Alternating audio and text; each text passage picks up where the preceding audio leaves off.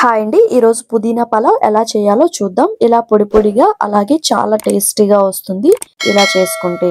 ఇప్పుడు చిన్న మిక్సీ జార్‌ని తీసుకొని పుదీనా ఆకులను వేసుకొని దానిలోనే కొంచెం పెరుగు వేసుకొని అలాగే 4 పచ్చిమిర్చి వేసుకొని ఇలా మెత్తగా గ్రైండ్ చేసుకోండి.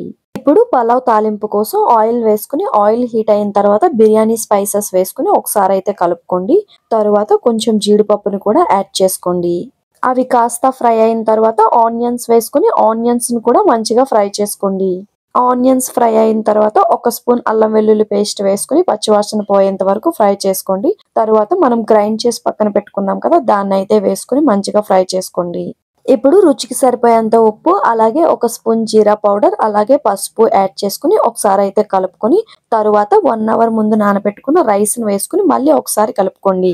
ఒక గ్లాస్ రైస్‌కి 1 ½ గ్లాస్ వాటర్‌ని వేసుకొని 10 మినిట్స్ మీడియం ఫ్లేమ్‌లోని ఇంకొక 10 మినిట్స్ లో ఫ్లేమ్‌లోని పెట్టుకొని కుక్ చేసుకోండి. ఈ పలావ్ అనేది చాలా మంచిగా రెడీ అవుతుంది.